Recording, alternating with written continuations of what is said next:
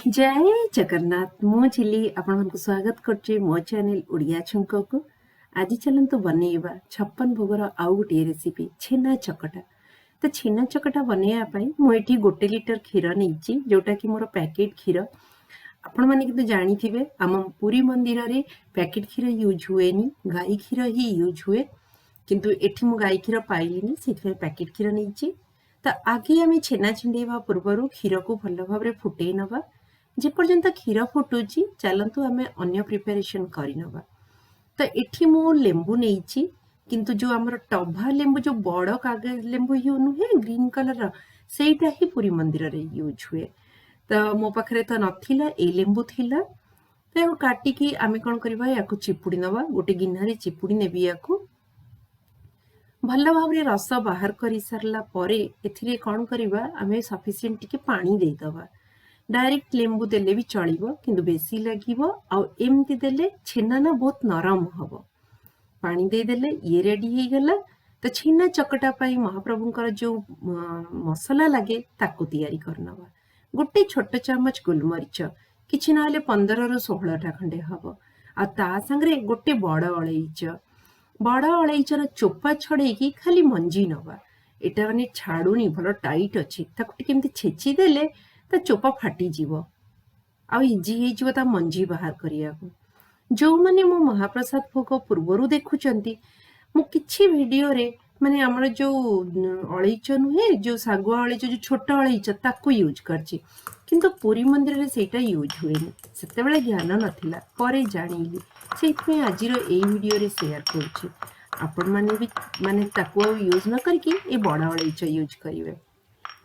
एमती दरदरा कुटिकी अलगा करदवा। क्षीर फुटी गलानी गैस बंद करदवा। गैस बंद करिकी तापरे हम छेना छिंडेवा। कहीं ना गैस बंद थिले ही छेना नरम हुए। गैस बंद कर देइछि। एबे हमें कौन करवा से जो लेंबू रस और जो पानी बनै नथिले ताकू 3 थर रे ढाळीबा। आगे टिके एमती दबा 30 सेकंड पे एमती छाड़ी दबा। तापरे कौन करवा दीपटे एमती कनारे धरी के एमती बुलेइबा। मु तो महाप्रसाद करछि सेइथमे डंकी लगौनी। आपण माने चाहिले डंकी लगेई परिबे। एमती बुलेले जणा पड़ला आपण को ऊपर जदी पड़िबो मते पुणी गाली देबे। ठीक कहउछि ना।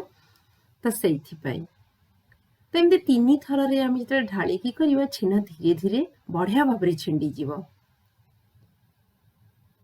हे देखंतु एबे देखंतु केमती छेना और पानी धीरे धीरे पूरा अलगा ही गलानी। देखि पारचंदी। चलतु एबे बेसी डेरी करबानी याको आमे छाणी नवा। पानी रो अलगा छेना को छाणी नवा। किंतु ए छेना पानी को ना केबे भी फिंगीबेनी। एथिरे अटा दळी की रुटी करंतु किंबा परोटा करंतु देखिबे बहुत नरम हुए। पलौ की बिरयानी करचंती तो एई पानी को भी सेथिरे भी यूज करि परिबे।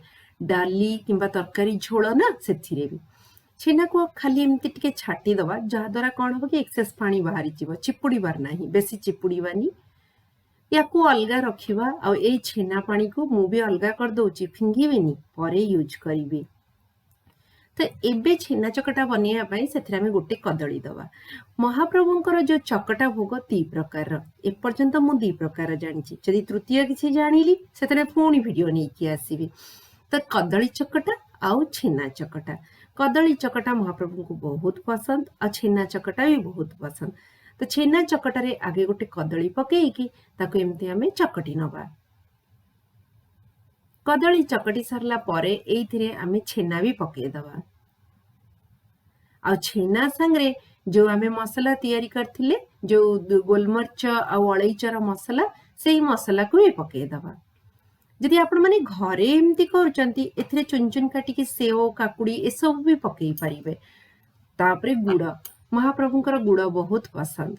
तो गुड़ पके कि ए सब को मिसई की चकटी दवा। आपण अन्य फ्रूट्स भी यूज करि परिबे। महाप्रभुंकर भोग बनैबा मो पक्षे संभव नुहे। मो पक्षे कोन कहा पक्षे भी संभव नुहे। छेना चकटा तो तैयारी हेई जाईची तो तांको भोग लगौची तांको समर्पण करूची। गोटे चेष्टा माने समस्त आपण समस्त को मु सेटा कहया चाहूची। एटा गोटे मोर चेष्टा महाप्रभु को एइठू अर्पण करूची। आशा करछि तांको भी भल लागिवो आ आपण माने भी किछि नुवा भोग जानिबे। केमती लागिला मते कमेंट सेक्शन रे निश्चित जणाइबे। तुलसी महाप्रभु को बहुत प्रिय, पड़ीगले भोग तांकु लगी जाए। आशा करछि वीडियोटी पसंद आस